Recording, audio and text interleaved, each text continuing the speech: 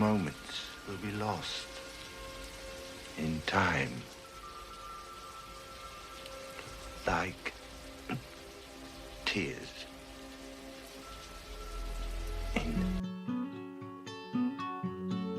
If you're going to San Francisco, be sure to wear some flowers in your hair. If you're going to San Francisco, you're gonna meet some gentle people there. For those who come to San Francisco, summertime will be a lovely And How many different ways could three people fuck up counting to 10? I feel like we've done them all. three times in a minute. 3 times in a minute, even. Yeah. Pretty good. Incha, what does your favorite shirt look like? Oh. Look like. Yeah, well, it could be like a blouse or. No. It's actually one that Michael gave me. It's a Midsummer shirt, and it's like heavy metal Midsummer shirt, and it has like the eyes, like, and it's like Midsummer, and it's so cool. Like, I love it so much. Yeah. Yeah, it's like it's like the font of like a metal band, right? Yeah. Or Midsummer? Yeah. That's cool. But it's the movie Midsummer. Yeah, that's my favorite shirt. Would I What's like your- that movie? No. Oh, okay. Maybe. You know what? Maybe. It has, speaking of fucked vibes, it has fucked vibes. Yeah. So you might not. Like, it's an experience kind of horror. Like a, yeah, I don't know. You and Rachel should watch it. I'd be interested to see what you did think. Because I can't peg whether you would or not. I think I don't know if I've just noticed it in the last little bit, but it's kind of blown up as a thing that people like. Like, it's always high on people's lists that I've been seeing now. Of recent horror. Yeah. I think it helps that it's, you know, I love, like, the Conjuring movies and shit like that, but it's very different. Like, it's very much its own style than, like, a mainstream horror movie, you know? And it's very much, whether you like him or not, like, Ari Aster, the director, has a style, like, his own style. So, it would depend whether you are into it or not. Right. What's your favorite shirt look like, Tim? I think it's my first Coheed and Cambria shirt. It's a brown shirt. No, Your first? Yeah. So it's what, like 15 years old? Yeah. It's one of those shirts that I have in my like shirt drawer that I don't think I'll throw out. Aww. Do you wear it often? No. It's sort of out of rotation. It's retired? Yeah, I do wear it sometimes, but I don't wear it often. Right. But yeah, it's out of the regular rotation because it's got a couple holes in it. But Yeah. it's one of those shirts that I don't think I'll ever throw out. Very strangely sweet. Yeah. Interesting. Do you have a favorite shirt, Michael? Yeah, it's a shirt full of Philip Seymour Hoffman faces. Welcome to Film Runners, a podcast where one of us chooses a film at least one of the others hasn't seen. We watch it and we talk about it. My name is Michael. I'm here with Insha. Hi. And Timothy Harvey. Hello, and this episode of Film Runners is sponsored by AshleyKing.art. It's a website where you can see Ashley King's art. .art. She's currently having a June Studio Canvas clear-out sale, and you can check it out at ashleyking.art. ASHLEYKING.art. That weirdly worked. It sounded like an actual cheer. I'll never be able to say it again. It's funny. So, classic Tim pick this week.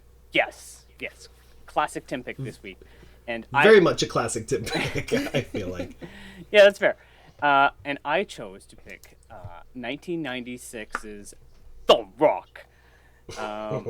It is starring Nicolas Cage and Ed Harris and Sean Connery, and it is about a group of ex-Marines who take a hostage situation in Alcatraz, and Nicolas Cage, a biochemical scientist, has to work with ex-convict Sean Connery to break into Alcatraz to stop this hostage situation and potentially the destruction of San Francisco.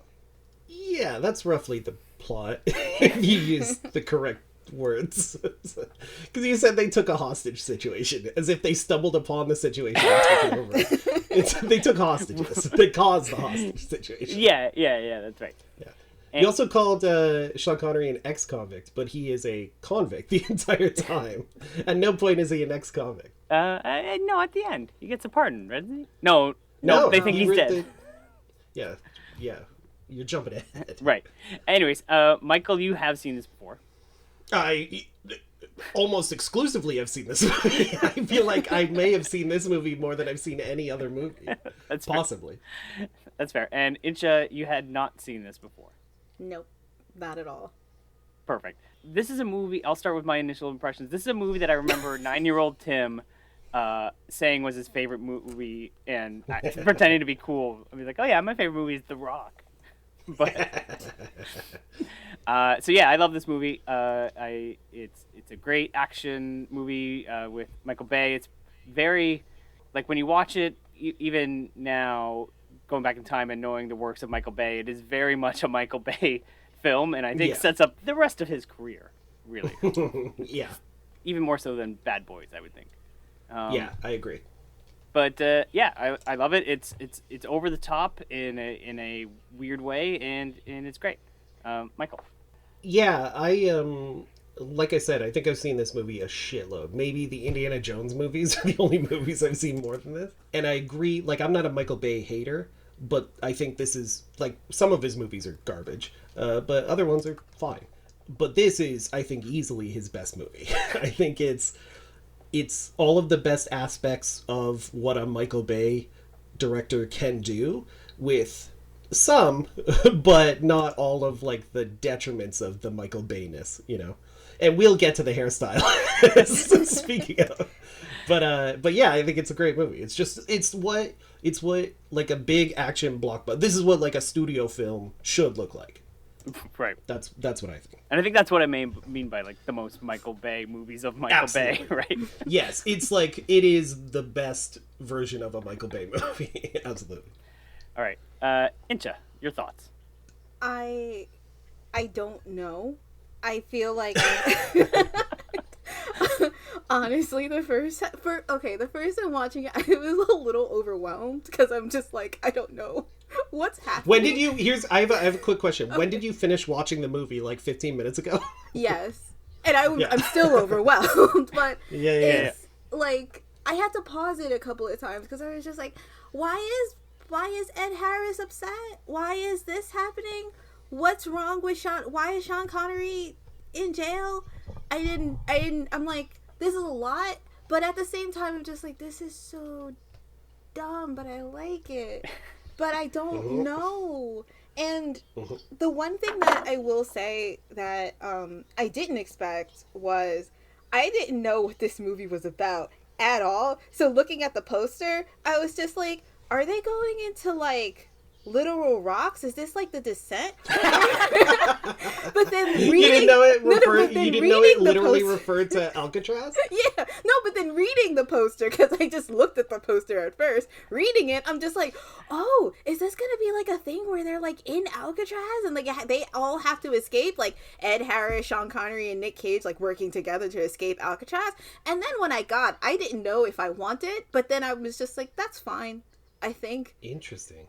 Yeah. It's so wild to me to have that, like, I'm very interested in this perspective of somebody who seems to have had no pop culture relationship to this film since 1996, which is a type of person I've never met before. Yeah, it's funny. So you thought this was going to be the prequel to Con Air, where Nicolas Cage is a convict in prison. And he's trying to break out of prison instead of out of an airplane? Kinda. Because I was just like, that would be so cool. But then watching the movie, I got none of that. So I was just like, oh, I guess this is cool. But I do agree with you guys that this is like the best Michael Bay movie I've ever seen. So I'm not mad at that. So, I will say, speaking of Con Air, I just want to mention, we'll talk about him a shitload, of course, but this is my favorite version of Nick Cage as an action hero, because it's the one that makes the most sense. Because he's a huge fucking nerd who happens to do heroic stuff, instead of in Con Air where he gets sent to jail because his hands are deadly weapons. He like kills some rednecks and shit. No, I like him being like a big nerd thrust into having to do action hero shit. I do. Yeah, I have that written down. That exact thing written down too. It's nice to have a main protagonist that isn't just good at fighting or good at this or whatever. Like he has, he's a wiener. He's a beetle freak, and He's like a wiener, yeah. And Nick Cage knew that because he's the one who made him. He only swears like twice at the end of the movie, but other than that, like he made his dialogue PG and shit. Like he says like "gee whiz" and like "butthole" and stuff. It's because he knows his character is more fun if he's a huge wiener, and like Sean Connery's the badass, and Nick Cage becomes more badass. So let's start at the beginning because I think you touched on something into that I wanted to talk about too. This movie is very overwhelming in certain things. Like it starts out like a previously on with. It goes hard in the credits. Like Ed Harris's entire backstory is just the credits, right? Like yeah. It's a previously on episode of a show that didn't exist, right? Yeah. So Ed Harris's character, General Hummel, his grievance, his wife died of cancer, so he's Hold on, finally allowed I gotta to stop you right there. That is Okay. because we went over. You went over my favorite scene in the movie where Ed Harris walks up to a tombstone that literally says his wife. His wife. Yeah. The most obvious. So you know this is his wife. He's talking. No wife. confusion. Well, I feel like in my head, the way to get past that, obviously it's just there for us to know, but in my head, I would like to think that he would be buried next to her and it would say her husband, which would be sweet, but when it's just his wife, it's very demeaning. And it's so like funny. fourth wall breaking. Oh, Like, absolutely, yeah. It's like it should have said his motivation. His motivation. Sorry, yes, into his wife died. They don't really. Did they explain why? I don't remember, but I think it was cancer or something. I don't know. yeah, and I would imagine. so that kind of tipped him over the edge to get restitutions for 88 Marines who died undercover or in operations that weren't supposed to exist. Yeah, while doing like black ops, so they were like disavowed. They weren't recognized by the government. Right, so their family never got paid the money Yeah. that other military family would. Which it like is a very sympathetic. I mean, obviously, fuck them. The government doing black ops. I don't give a shit about the soldiers who die doing black ops. But it makes Ed Harris's character extremely sympathetic. Oh yeah, Which is good. Yeah. Because it's like Yeah. it's very like selfless. He's not doing it trying to get rich or anything. He just wants like people who died for the government doing shitty jobs. He at least wants them to say like, yeah, this guy existed, which is a supremely like noble, like one of the better villain motivations in any action movie, I would say. well, I would say he's hardly. I mean, He's not. Yeah, you're right. He's He's an not- antagonist. Yeah. yeah, he's But an not a- yeah, but I wouldn't say he's a villain at all because even he wasn't even going to go through with the terrorist act when he had the chance Yeah. to, right? Like his whole thing was he has a lot of They pride, bluffed. right? Yeah, they just bluffed. Yeah.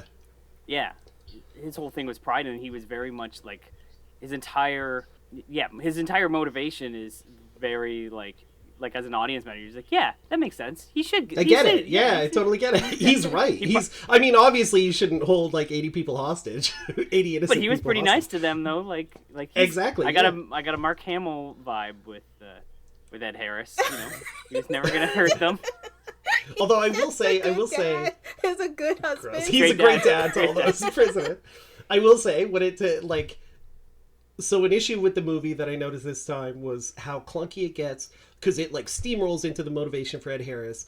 The action happens right away, and then it has to sort of pull back a bit to introduce Sean Connery's whole thing. Yeah. Because it takes like some introducing anyway, so we kind of lose Ed Harris for a bit, which makes it feel like those prisoners were there for a long ass time.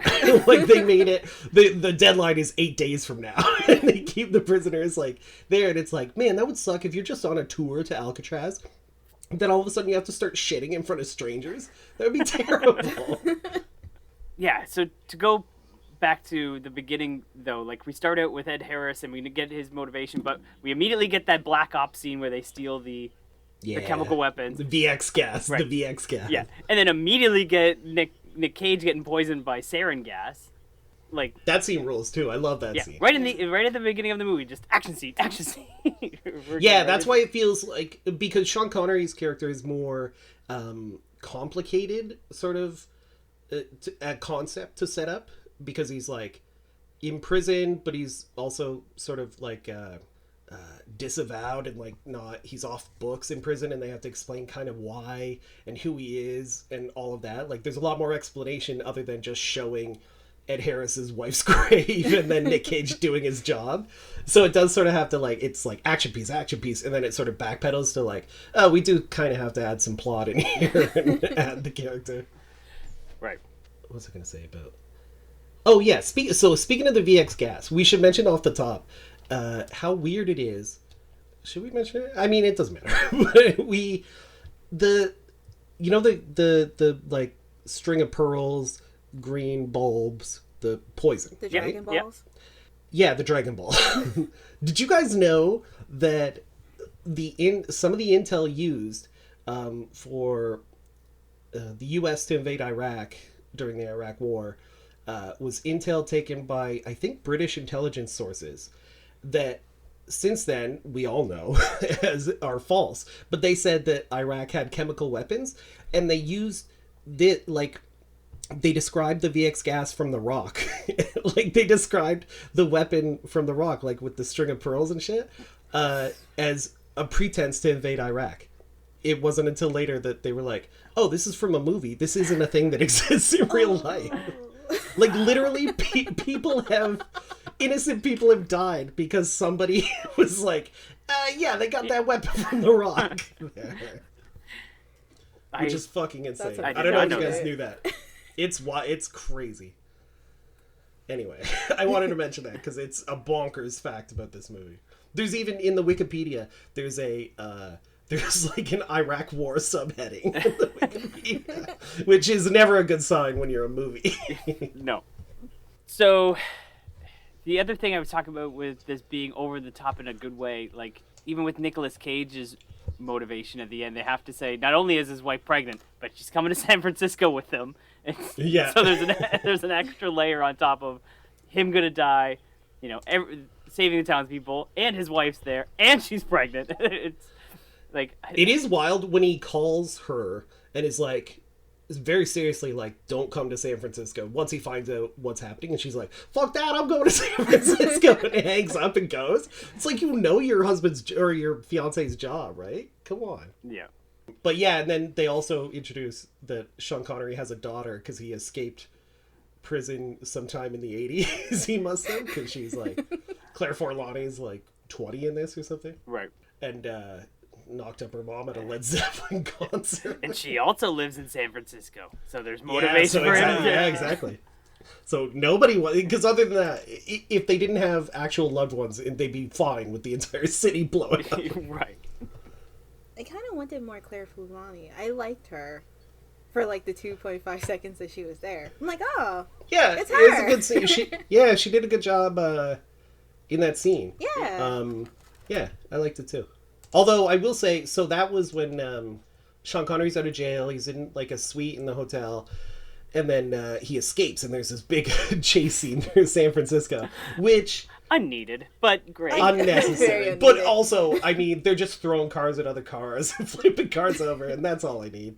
But I will say the interior shots of Sean Connery and Nick Cage like driving their cars look so fake because it's literally them.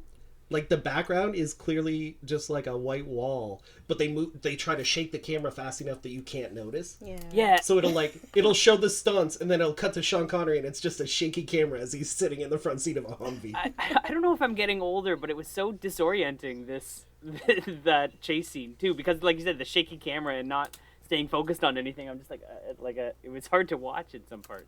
I wrote that down too. In that, I mean, Michael Bay's action scenes, he can do like great action scenes, but this one is not one of his best ones. It was very, I agree, it's very disorienting. You don't really get much sense of geography of like where the cars are and what they're doing. But every once in a while, there's a fantastic like car flying through the air and slamming into a building, so that makes up for it. And a streetcar going flying and tipping over, making another explosion, and then the streetcar guy. It's insane. It's insane. The streetcar guy is amazing. I specifically remember him from like trailers for the movie when he's like, "Well, we're crashing, we're all gonna die." Yeah. It's so good. But it's bonkers to me that everybody got off that streetcar before it blew the fuck up. Like, there's no way Sean Connery didn't kill people while he was doing that. Well, Also, oh, sorry, go ahead. oh, sorry. I was gonna say, so they're mercenaries. The Ed Harris's goons are all former soldiers who believe in his cause and are gonna get paid for it. But it's $1 million each. And like when Ed Harris describes, he's like, you can never set foot on American soil again. You have to live in a non-extradition treaty country. But we're doing the right thing, blah, blah, blah, and you each get $1 million. $1 million seems like very little. I mean, maybe the exchange rate has changed or something, but I don't know. It seems very little to do what these fuckers do, you know? I wrote it down too, like, He only asked for 100. He asked for $100 million, and then $1 million. Yeah, and then $1 million for each of them.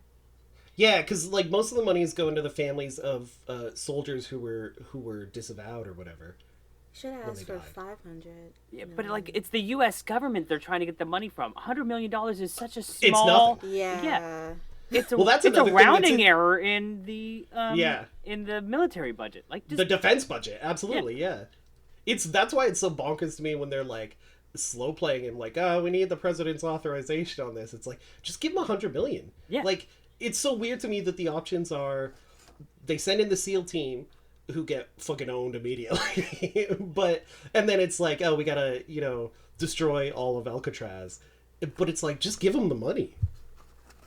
yeah. I don't know. I I mean, I know it sets a bad precedent, but it's like nothing. It's like if somebody was like, put a gun to your head and was like, give me $10. You just do it. Like, sure, it sets a bad precedent because anyone else can put a gun to your head and ask for $10, but fuck it. Like, give them $10. yeah. 100 million is nothing. They should have asked for 100 billion. Then it would add some tension, I guess. Even that is. Yeah, that's nothing to the U.S. Make a fan edit of The Rock, but it cuts in that scene from Austin Powers where Dr. Evil doesn't realize that $1 million isn't as much as $1 billion. Yeah, cut that part in. Right. Also, I really like when Ed Harris is like giving his demands or whatever. That scene in like the war room or wherever, the president's chief of staff is only in that scene so that everybody can dunk on him and call him like an idiot and young and a piece of shit. Like Ed Harris dunks on him. Fucking the Navy guy dunks on him. Another dude dunks on him. Yeah, and I thought it was perfectly fine, gentlemen. Like, why No, are he they dunking on sucked. this guy? No, He did. sucked. He was a wiener. Anybody who's Yeah, 33 and a chief of staff for a president is a piece of shit. There's no way. Yo, you good for can him. have- I agree. No, he's got to be an asshole. He's got to be. He's like one of the top jobs in the land, and he's 33 years old. Like, he's a real go-getter. No, he's No, not. he's not a go-getter. You've got to be an asshole to get that job at that age. Like, you've got to be top asshole. No, fuck him. I'm glad that they don't eat shit. Also, that scene reminds what's- me of when he asked the guy's age. I always love that in movies when like the soldiers are, how old are you, son? And they're like, oh, I'm whatever. And they're like, I was fighting when you were like sucking on your mama's tits and shit like that. And it always reminds me of the second X-Men movie, because I think Brian Cox says that to Bruce Davison, like the senator in that movie. He's like, I was fighting while you were whatever. But they're both literally the exact same age. So it's always, that scene always, even as like a, I don't know, 12-year-old, when I watched that movie, I was like, they both look like old men. And they are literally the exact same age. So it's a very funny scene. But that's a different movie. It was really weird that we didn't see a lot of the president in this either, and like they didn't take like you only saw him at the very end, I think, right? Yeah, it gets that weird, like, oh, these last couple of days have been the hottest of my life. And it's like, I don't even know you, man. Who are you? Yeah, exactly. Like, if you're going to have a president in a movie, either don't have them in the movie or have a big actor and have him in a couple memorable scenes. I agree. We I didn't... kind of like that, though. Only because the U.S. military, I feel like, works that way anyway. It's like everybody else has to do the operation, and then they want to call the president in and be like, "We'll keep you abreast on the like situation, but you don't have to do anything just yet." So when they have to actually push a button, they call the president, and he's usually just the last person they call. But I like seeing all of these assholes fight first and figure out a plan. It is kind of funny to show him, like, the entire movie is about all these other people stressing out about the situation and, like, dying for the situation, and then him, like, bloviating about, like, well, this has been so tough for me, and we've never seen it. So I agree, yeah, it does kind of make sense in that context.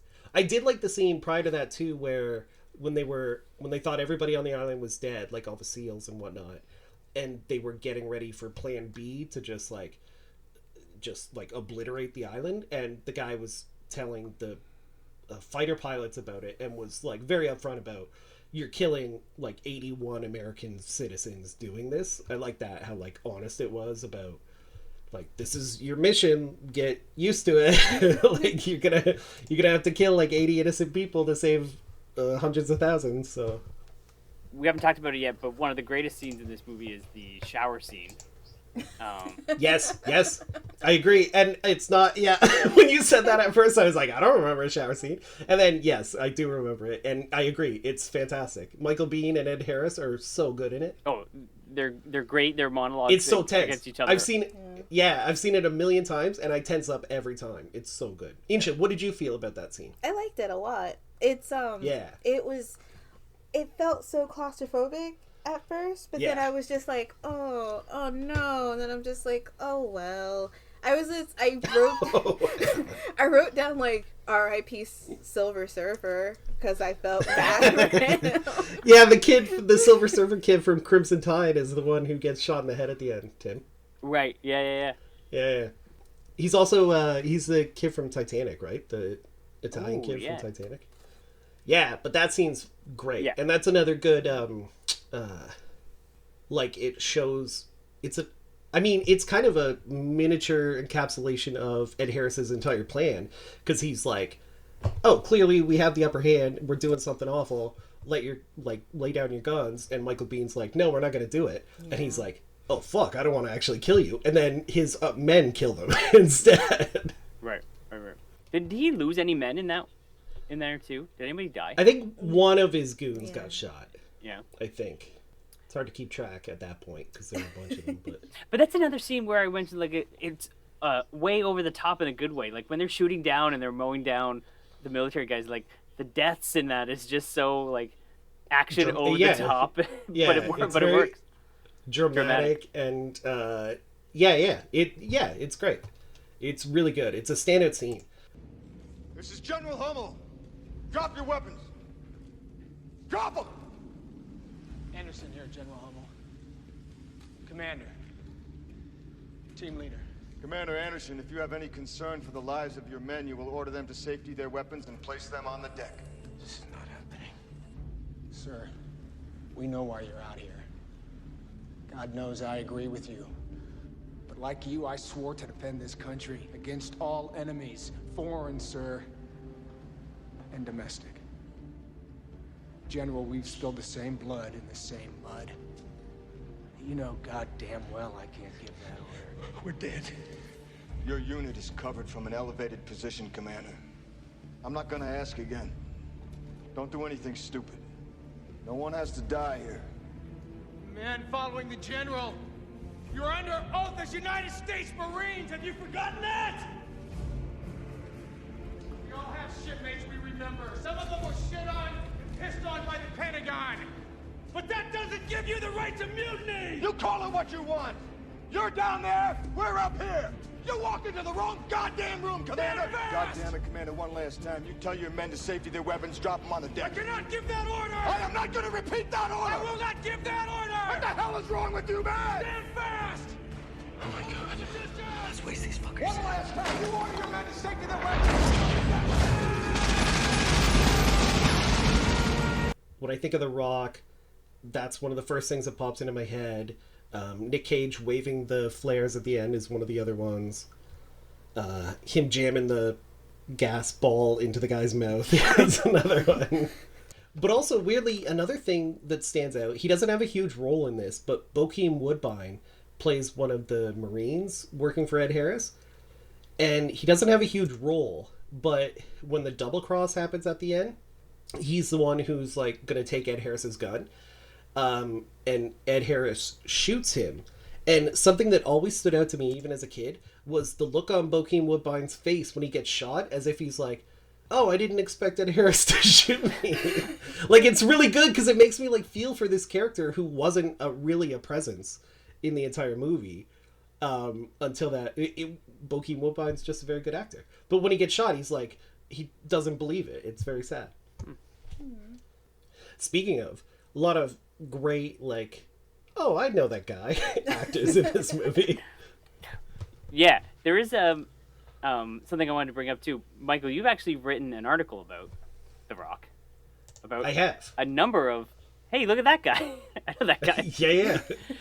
I ranked all of the villains or antagonists in the movie by how good they are as, how did I rank it? How good they are as goons or as villains or something. I think that was it. Yeah. Right. And there is a guy who just maybe he's the one who dies in the bathroom. Because I remember when I wrote the article, one of the goons who's in the first thing where Ed Harris is like giving them their pep talk, he's not in the rest of the movie, but I think he's the one who dies in the bathroom. So I should amend that article. But yeah, there's a shitload of like great actors who play the goons. Like Tony Todd, Candyman, he's the best. Rules. David Morse, he's like Ed Harris's right-hand man. Yep. R.I.P. Baxter. John C. McGinley, yeah. John C. McGinley, Dr. Cox from Scrubs. Yep. That guy, I don't know if I've seen him in anything else, but the guy with the wide face, who's like the final villain. Oh, yeah. Captain Fry or something? Yeah, he's another guy that I've seen him in stuff. I've seen him in stuff, yeah. I feel like he was in, there's another like prison movie I think I've seen him in. I don't know. Do you remember who you ranked the number one goon as? Yeah, David Morse, right? Oh yeah, he's awesome. Yeah, because he's a man. He's like loyal to a fault. Like he knows he's gonna die when he defends Ed Harris, but he fucking does it because he's the best goon. And he's like the coolest.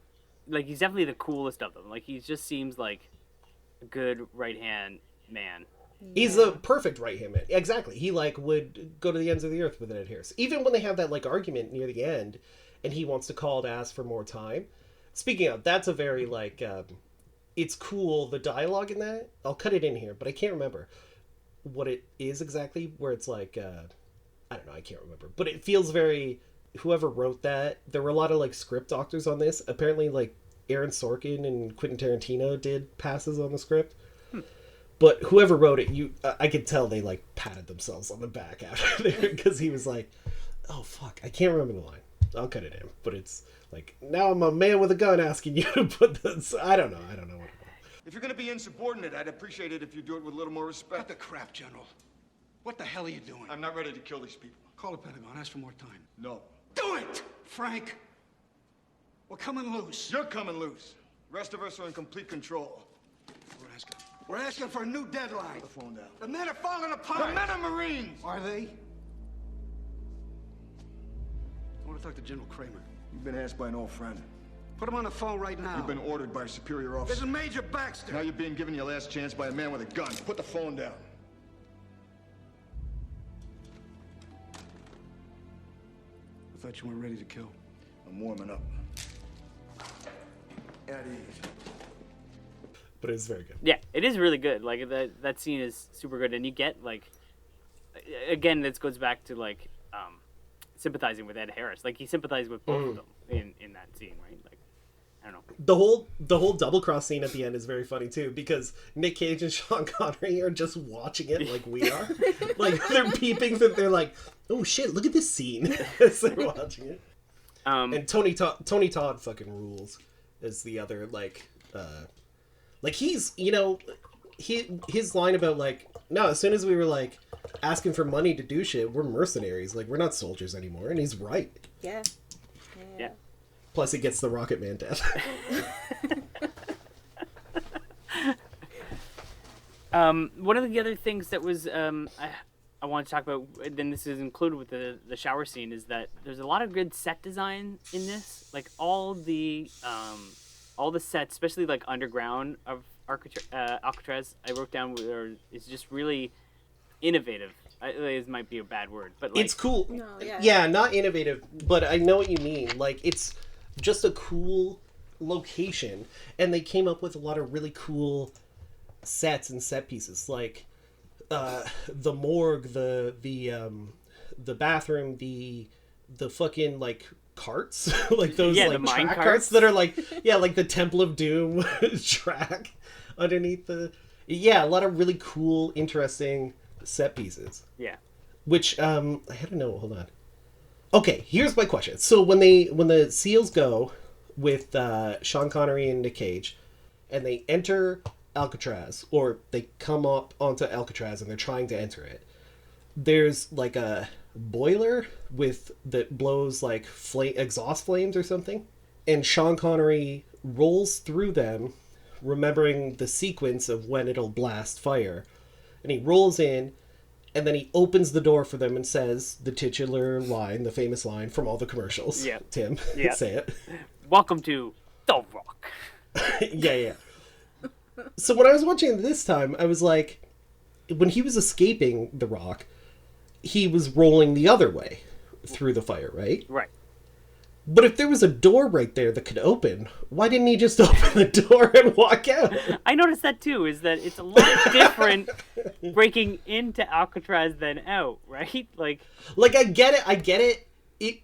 The sequence, it should have been he should have told the SEALs the flame sequence, and they all had to roll through. It's weird for him to open a door, like an easily accessible door that he knew about, and be like, because from the other way, why wouldn't he just walk out that door instead of rolling through the fire? Yeah. Why did he have to have the timing to be? Maybe there's guards there, though. I guess, yeah. It was just. But couldn't you time it when the guards weren't there? I don't know. What did you think, Insha, of Sean Connery in this movie? I liked his. Okay, so the first time seeing him coming out of the prison, I have written down, why does Sean Connery look like Michael Myers and Otis B. Driftwood at the same time? And then he does. He actually, I admittedly, he looks kind of like spooky with the long hair and shit. He like does. he was admittedly like looked really spooky. half of me kind of was like, why didn't we just keep the long hair? He looks so good in it. But then I realized the hair would probably get in the way. And then I didn't know how to feel about him, because I was just like, man, you could just go. You could just well, that's his whole story, is that he could just go. Yeah, right? but I kind of wanted... Here's the thing. I kind of wanted more Ed Harris than more Sean Connery. Yeah. I loved Ed Harris. I was indifferent about Sean Connery, because I'm just like, Fair enough. I guess we're going with you, huh? Like, this is... Ooh. Then when Ed Harris died, it was just like, it should have been Sean Connery. R.I.P. That's that's a good point, in that like he's so sympathetic, they kind of had to have him killed off so that the heroes could like kill the actual like evil villains, right? But that's the So thing. it's- I felt like half the movie, even when he went to go see his daughter, I felt nothing for Sean Connery. I felt everything for like Ed Harris, because I'm just like, dude, your wife died, and now you want to get revenge on the military, and now you. To wanna be just, fair, like, here's the thing. To be fair to Sean Connery, he was put in jail for no reason for 30 years. Well, technically, didn't he steal stuff? He stole evidence of America. Like, also, aliens exist in the Rock universe. Yep. He stole like evidence of like U.S. cover-ups. I don't think that counts as a crime. I mean- like, he didn't hurt anybody. I mean, yeah, but also, I didn't care about him. I just wanted him to go Yeah, yeah. away, and then Ed Harris to be good. I agree. I Ed agree. Harris is fantastic, and there should have been more Ed Harris. I agree with that point. But sure. I think this brings. I think maybe this is one of the reasons why is that they slow play like that.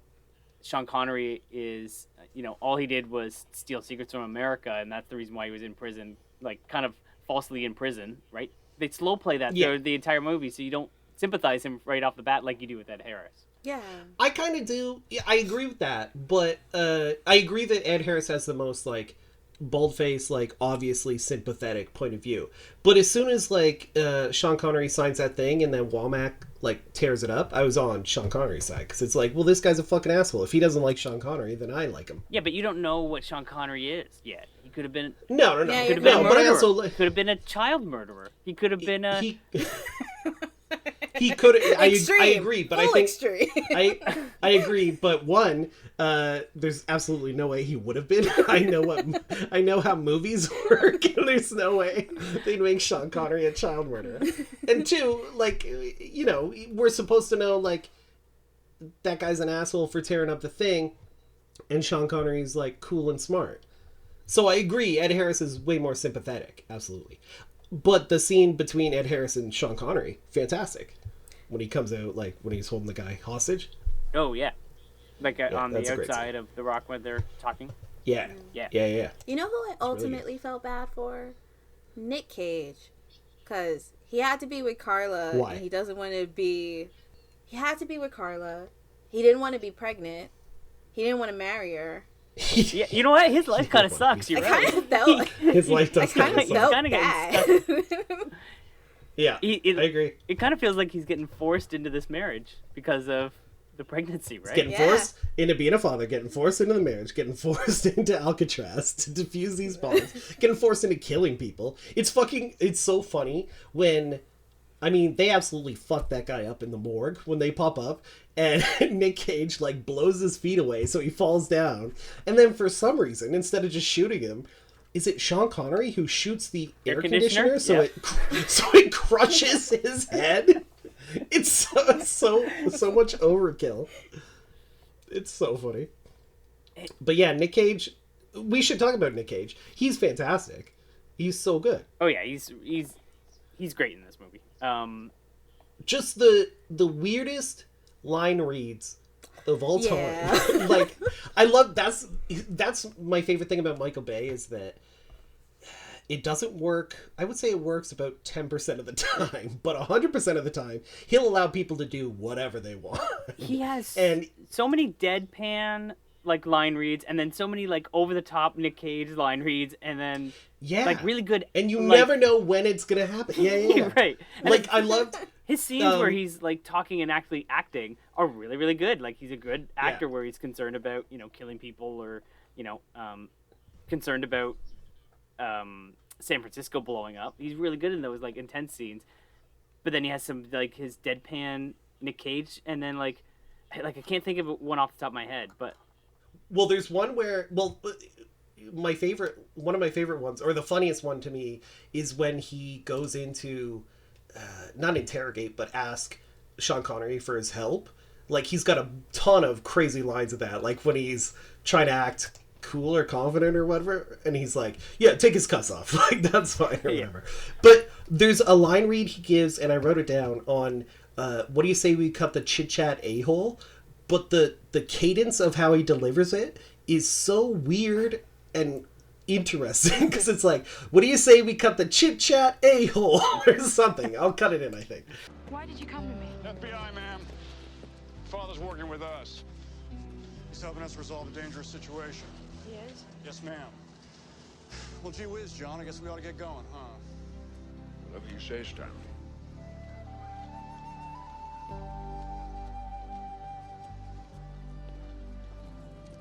Thank you for that. You could have handled it differently. What do you say we cut the chit-chat a-hole? You almost got me killed twice, and my jaw hurts like hell. Because it's so... he's Nick Cage. He's Nick Cage. But I like that he was able to do that. It's very rare that... That's the problem with a lot of the actors who are forced onto us as action leads, is that they're made to be boring. But the best action leads are Stallone and Schwarzenegger and Bruce Willis. Bruce Willis was like a comedy guy before he did it. Stallone has his own quirks. Schwarzenegger has his own quirks. And that's why I think Nick Cage, even though you wouldn't think he'd work as an action lead, he does, because he's a quirky guy. It's the boring guys that are just, you know, my eyes glaze over when I watch them do action stuff, because who gives a shit, right? Yeah. I thought of it as an example too. It's very much like his performance. Like some of the line reads are very much his performance from Face Off. Like the the over the top crazy for no reason. Like for no reason. Yeah, you're right. You're right. But I think, and also that's why I think the characterization of him as just a big nerd and not a badass helps, because it's like, yeah, he's a nerd freaking out, so he's gonna say some weird shit. Yeah. Also, speaking of badass line is when Sean Connery's like, when Nick Cage is like, I'll try my best, and Sean Connery's like, try, losers try, winners go home and fuck the prom queen, and he's like, Carla was the prom queen. Yeah. So funny. Oh yeah, I just got to my note. When Sean Connery insists that he's going in with the SEAL team, so Nick Cage doesn't want to go in, right, and is surprised that he's going to go in and have to defuse the bombs with the SEAL team. And then Sean Connery is like, I have to go in because, you know, I have it all memorized. I can't explain it. So I have to go in. And Womack, the guy who hates him, is like, no, you're not going in. And he's like, it looks like you're between The Rock and a hard case. And I roll my eyes so hard every time that line happens. It's so egregious. I don't like it. It's more egregious than the titular line that you talked about earlier, right? It is. But we should get this out of the way. The face-off scale jumped over that. Yeah, we should. I don't know if it was in the trailer where they paced it differently, and that's the one that's always in my head. But I always thought there was a beat in between Welcome to The Rock. But when he I think of it in my head. I think of it, and it must be the trailer fucking with it, because I think of it as Welcome to The Rock. Oh, really? Yeah. I always think there's. You remember Welcome to The Rock? The Rock. Oh. Yeah, but he says it. I mean, you're gonna put it in now. Looks like he fucked his commander. I knew it. That son of a bitch jumped ship.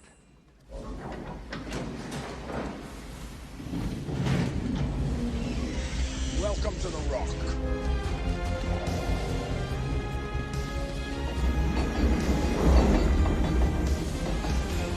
Yeah. But he just says it, you know, pretty. Welcome to The Rock. Welcome to The Rock. Yeah, he's welcome to like a normal. Welcome to The Rock. Yeah. Yeah. So I assume they like fucked with it a bit for the trailer. They like added the pause. Yeah. Somewhere. Yeah. So on this watch through, I'm gonna give it a 4 on the John Wick face-off scale. That's right. On a scale of John Wick to face-off, it's a 4. It's not as now, egregious why? if I remembered it. Okay. So are you ranking it? I'm glad we got rid of this, because this seems arbitrary. This seems totally arbitrary. Why are you ranking it a 4? And based solely on that one line? Yeah, the title line. But it's The Rock is said a million times in the movie. Every time they say The Rock, that's the title line. Yeah, but this is the title line. Well, it's the line they chose. You admitted that it's not even as bad as you remember. They just happened to choose it for the trailer. It's almost like you're marking this movie down because you remember the trailer being egregious. It could be. That's why it's a 4 and not like a 6 or a 7. Why would it ever be a 7? It's the name of the place. I mean, it could be. You don't know where I'm gonna throw these numbers. So if you watch the movie New York, New York, you rank it like an 8 or a 9? No. Well, hold on. Depends on how egregious they say. Well, I think there's a song in it called New York, New York. I think it mainly if they put it in the trailer. I think the trailer factor. How is that the movie's fault? I think Why no.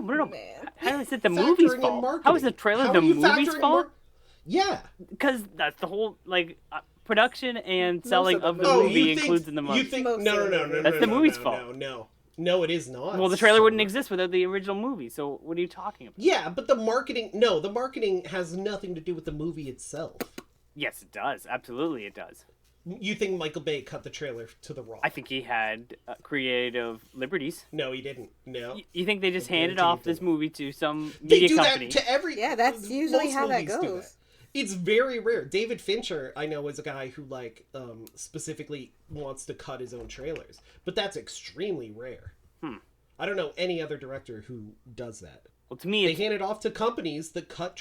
Famously, Suicide Squad had a very popular trailer done by a different company, and the reaction to the trailer was so good, they literally gave the movie to the company that cut the trailer to cut the movie to that. we want this movie to be like this. They wanted the movie to be like the trailer of the movie, which is, I agree, it's very stupid. Right. Anyway, I think you're giving The Rock short shrift there. You think I'm too high with a 4? Yes. I thought I was being generous with a 4. No.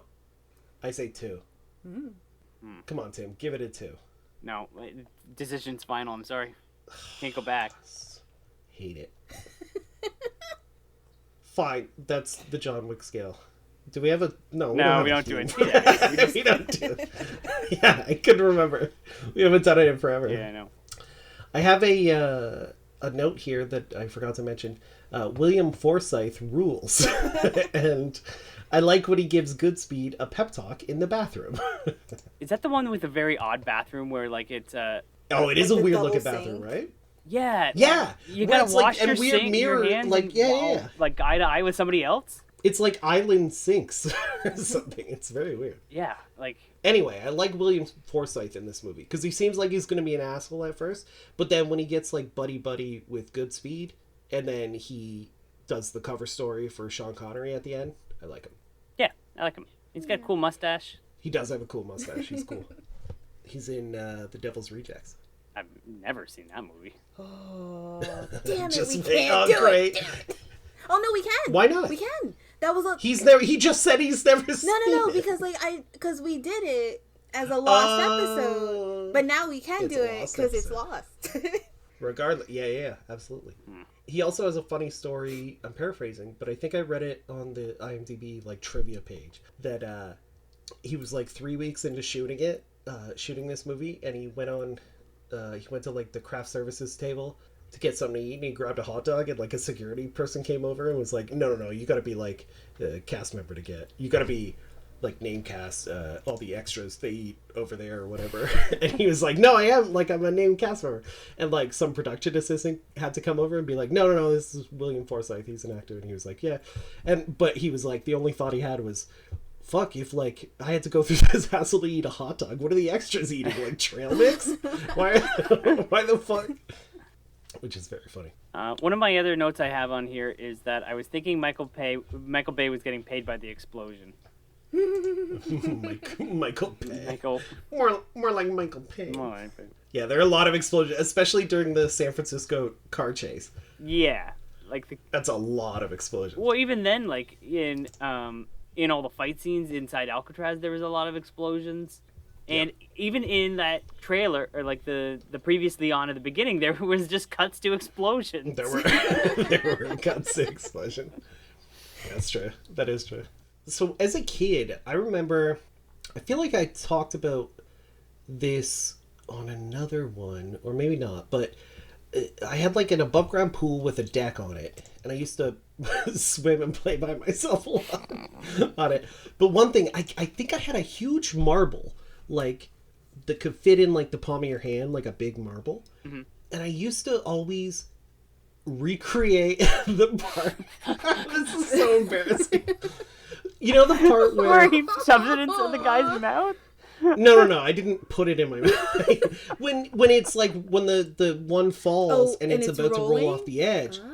Yes, I would roll it towards the pool and try to grab it before it fell into the pool. Like recreate that. Right. Oh. Yeah, I would do that.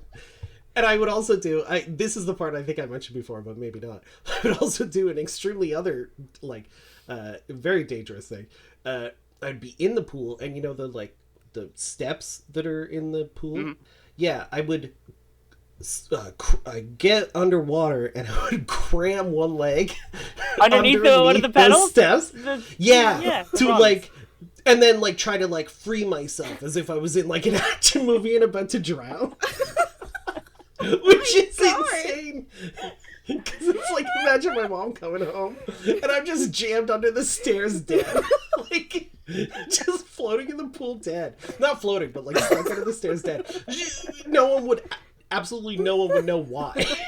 Like, why did this happen? How did he get stuck? How did he get stuck?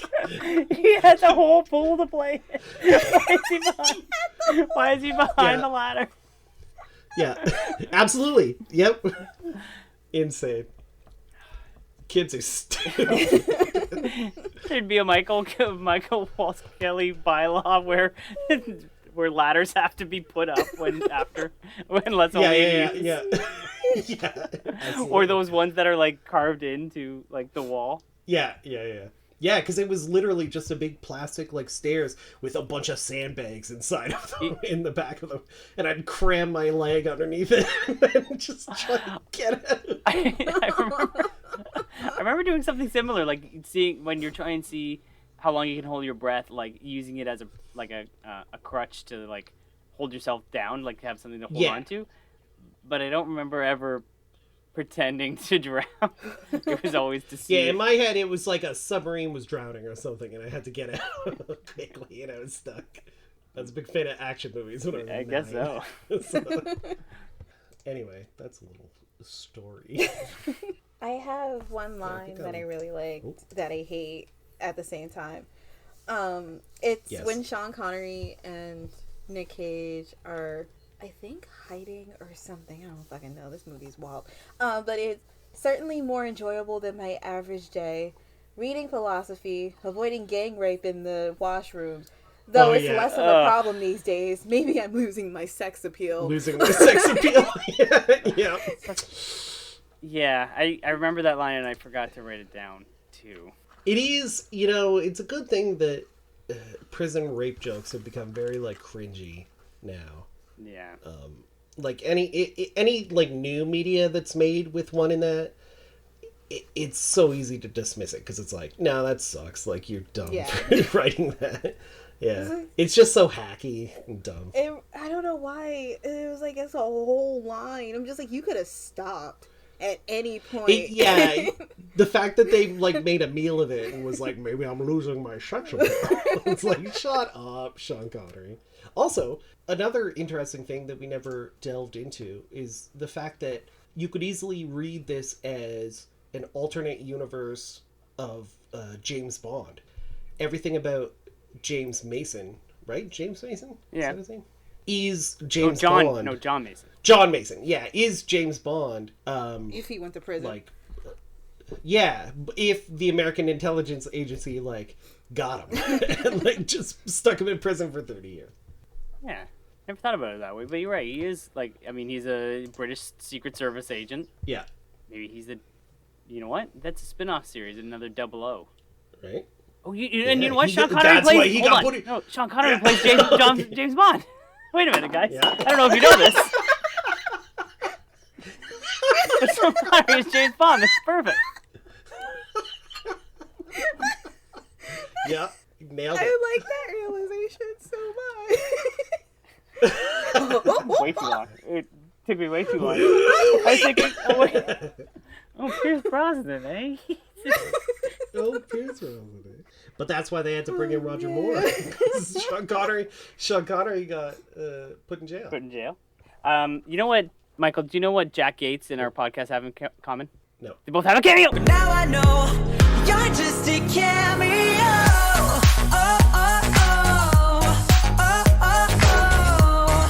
Now I know you're just a cameo.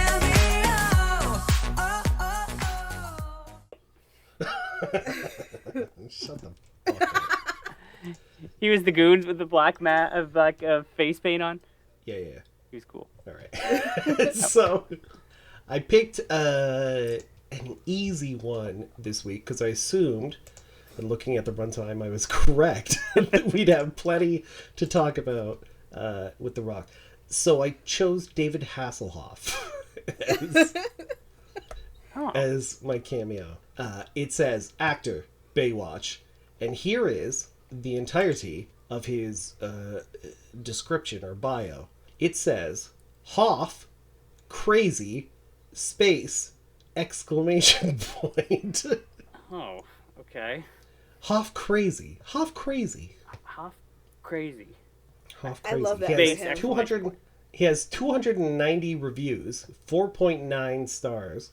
1,000 in his fan club, responds in 2 days. Hold on, I gotta find a review that bumped this. Oh, he's got a 1 star, guys. Oh, somebody gave the Hoff lot of- 1 star. I would. Somebody gave the Hoff 1. It's really good. Okay, so he's got a shitload of 1 stars. Hold on, I'm gonna see if they're... Oh, a 4. That's not too interesting. Okay, I'll give you the 1 star. It's very quick, quick and easy. Oh, a 3. Hold on. Oh. Here's a 3. Overall, delivery great, but there were some missteps. Directing a little too much. James does not run the chain of restaurants. His family, in parentheses, parents/siblings, does. Mention of son and wife was nice. Would be awesome if David could reshoot, as won't be delivered until tonight. Huh.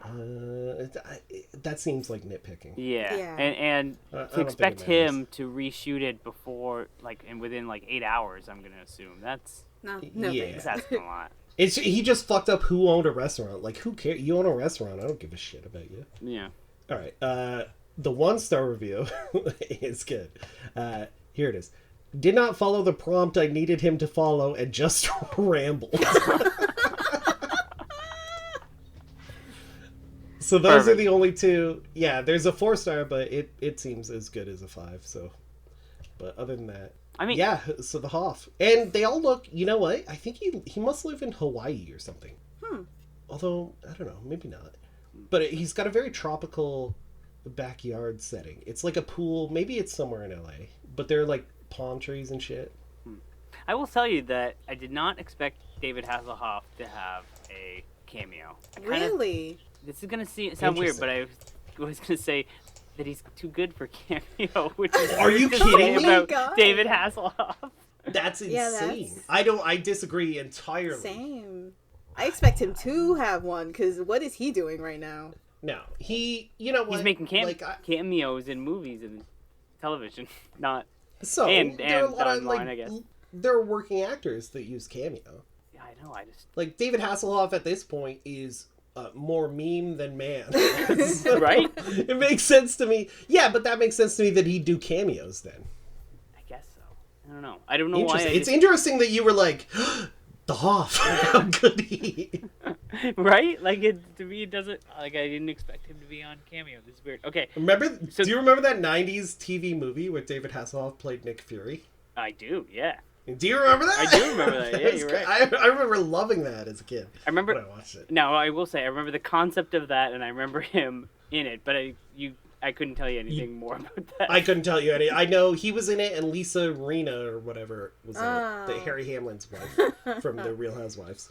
Yeah, yeah. Oh, she was in it. sucks. That's all I know. I know I watched it, but Anyways, I'm gonna go really high because I did not expect him to go here. I'm gonna go $500. God damn it, Tim. Is that what you were gonna say? Yeah, because like as soon as I heard like what was the tagline that he used for his bio, Hoff crazy. I was like, he has to charge expensive amounts of money. I was gonna go like 1,000, but then I was just like, nah, I'm gonna have it because I don't think he's that dumb, but I don't think he's that smart. God damn it, Tim. Can I say 500 too? You could say whatever you I want to say. want to do 500 too because he seems like a 500. You're both saying 500? Why don't you say 1,000? Your original choice. No, because I wanted to have it. So it's just like he's not that stupid to charge that much money, but he's not that smart to charge as much money as he thinks he's worth. But he's stupid. So 500. No, I'll change my answer to $1,000. You're changing to 1,000? Yeah. And ain't just staying 500? Staying 500. Okay. You're both wrong. You've both gone over. Oh. The correct answer is $499. Do it. Fuck all. Insane. And his picture, he's at a lifeguard stand. It says lifeguard off duty next to it. Yeah, that makes sense. Cammy, yes for David Hasselhoff at $4.99. Really? No. Are you fucking kidding me, Tim? I think so.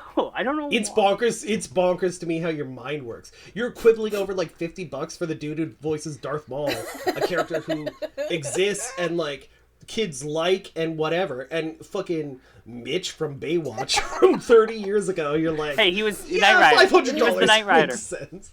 Yeah, tell it to Kit, asshole. I'm not paying $500. Man, You're I would saying pay. yes. You're saying $500. Would I pay $500 to see a cameo of a car, but then Martin Mull like doing the voice in the background? Oh, that would be so much It fun. wasn't Martin Mull. It wasn't Martin Mull. It was something Daniels, the Boy Meets- teacher, yeah. Mr. Feeney from Boy Meets Yeah, World. I'm getting confused with another teacher Yeah. and another teen. Another teacher. Oh, wasn't he the teacher in Sabrina? Yeah, he was the teacher or principal Yeah. in Sabrina. That's right. If you look at his page, I mean, aesthetically, the cameos look great.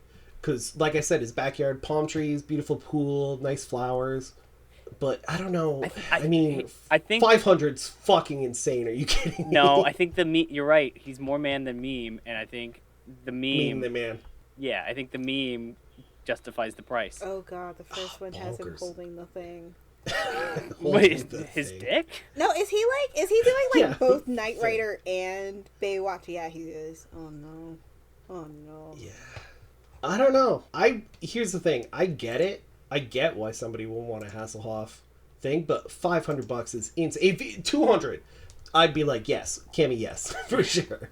But 500 is so crazy, Tim. Are you kidding me? No, I think that's what he's worth. I think $500 is what he's worth. He's not worth $500, Tim. He's not worth $500. I mean, you know what? I'm wrong, because like at least 290 people have disagreed. Yeah, that's right. Although I bet that one-star guy is looking at his bank account wishing he had an extra $499 there.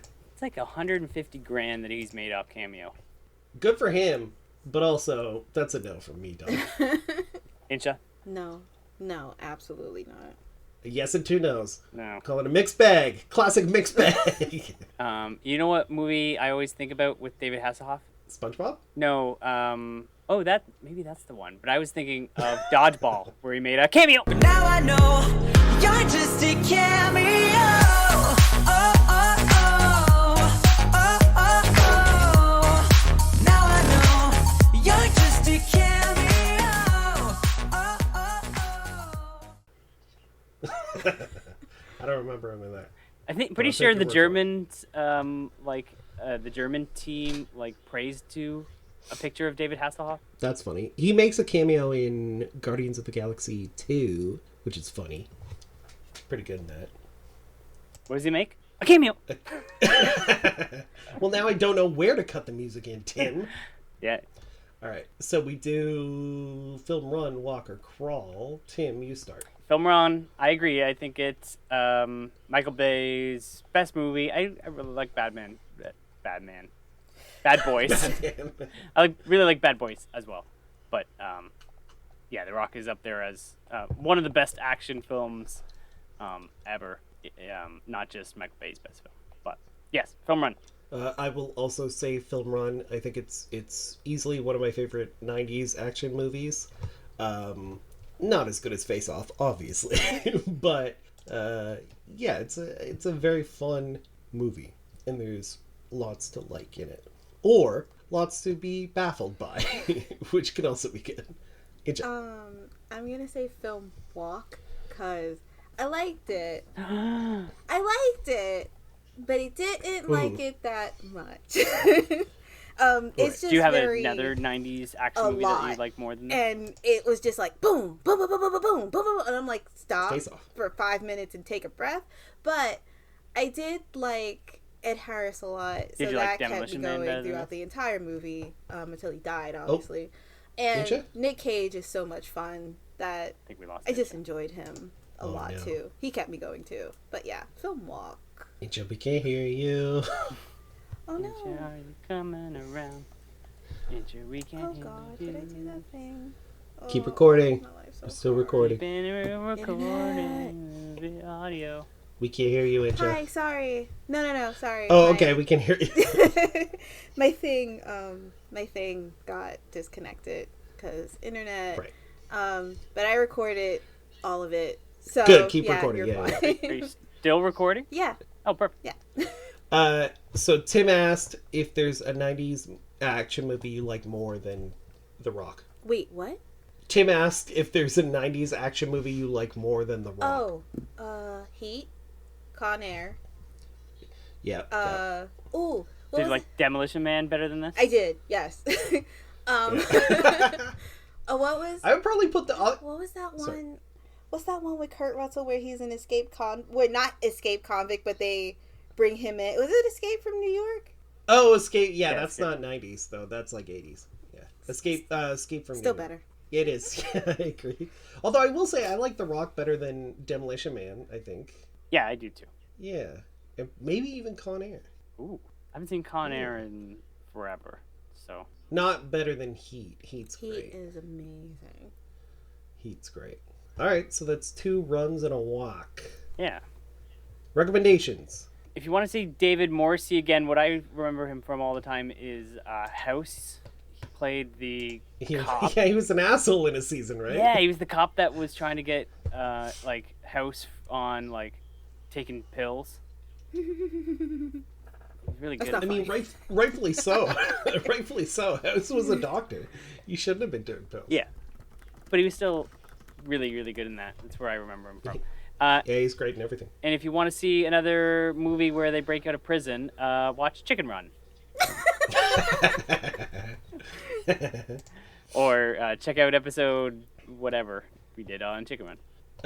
Yeah, if you want to watch movies that are loose sequels to characters the actors previously played, watch The Hustler with Paul Newman and Tom Cruise, Enemy of the State with Gene Hackman and Will Smith, or if you want Nick Cage 90s action movies, watch Face Off and Con Air.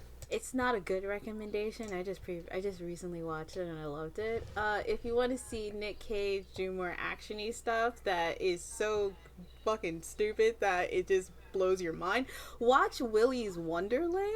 I haven't seen that yet. I haven't seen it. Is that the like Five Nights at Freddy thing? Yeah. Yeah. It's not great, but it's wild. No. It's. I heard. Is it true that he has like no dialogue in the entire movie? Yeah. I feel like Really? It's so weird to me. When you have Nick Cage, here's the thing. When I heard that, I was like put off a bit because I was like, it's Nick Cage. Why wouldn't you want to see him like say stuff? But honestly, it's so wild. It's worth it for like his yeah, shit? it's just it's a combination of why would you even bother to make this, to thank you for making this, because this makes no sense. It's so weird, but I loved it. Nice. Weird. I probably won't watch that one. Anything else? Also That's watch it? Con Air. Willie's winner. Yeah, Con Air. Hell yeah. Con Air is another movie full of like, oh, that fucking guy. But even more famous that guys like Buscemi and shit, and Dave Chappelle. I forgot he was in it. Yeah. Hell yeah. Man, Nick Cage got buff for that movie too, right? Like He did. Yeah, he got jacked. Shows yeah, off the yeah. pipes. He's really like he's swole in that movie. Is that before or after this? I want to say after. Isn't that 97? Maybe not. Hold on. This is 96. Oh yeah, it's after. Yeah, Con Air's 97. Yeah. So it must have been like right after he started filming Con Air. Right. Apparently, Danny Trejo, who's in that, said that the most dangerous person on that set, because he was asked on like a podcast or something, he was like, who's the like hardest dude you've ever, because Danny Trejo's been in prison and shit, right? He's like, who's the hardest dude you've worked on or worked with on like a set? And he said it was John Cusack in Con Air. Really? Because Cusack's like a black belt. Oh. Yeah, which is wild. I didn't know that. Anyways, next week is a Michael pick. Yeah. I'm not trying to scare you on that one. This isn't. No, get out the cameo music. This isn't cameo. Yeah. I wasn't sure what I was going to pick. So, let me open it and make the choice. Yeah, to double check, because there was one I wanted to pick, but I was like, no, you've both seen it. You've both seen A History of Violence, right? Yes. No. Yeah. Really? I haven't seen it. No. With Viggo Mortensen? Really? I haven't. That's one of my Cronenberg blind spots. We're doing A History of Violence now. Total, I'm calling it. Total Hold on, I gotta write it down because I didn't expect. I was like, oh yeah, I absolutely interested in it, and I'm pretty sure Tim has seen it. Holy shit! Yeah, History of Violence, Cronenberg. Wow, I'm excited to watch this again. I haven't seen. I am very excited to watch it. Again, this was this came out around the time when I was in the corner store and like renting movies every week because I got to for free, and it came out around that time, and I remember really, really liking it when I watched it. Interesting. But I haven't seen it since, so I'll be interested. That's a good. I've seen it a few times since it came out, but that's a good. I'm interested to see how you compare the two watches, and very interested to see how Incha thinks of it. It's wild to me that you haven't seen it. Fucking crazy. I was gonna pick. You know what's funny? I was so excited about the movie I was going to pick, but you saying you haven't seen A History of Violence? Fuck it, I don't care about that movie anymore. I also haven't. Yeah, that's good. I also haven't seen Map to the Stars. No, I've seen that one. I haven't seen Eastern Promises. Oh, Eastern Promises? No. Eastern Promises is great.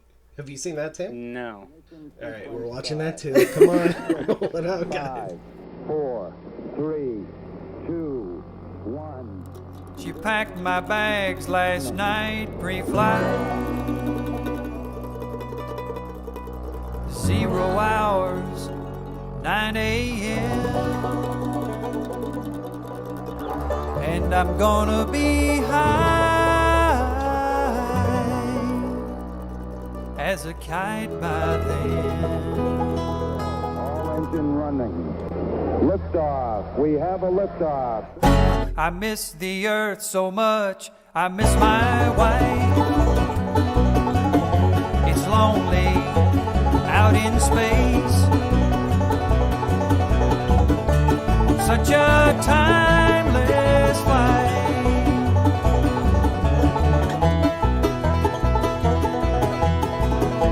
I think it's gonna be a long, long time. The touchdown brings me round again to find I'm not the man they think I am at home. Oh no, no, no. I'm a rocket man. Rocket man, burning at his fuse of heaven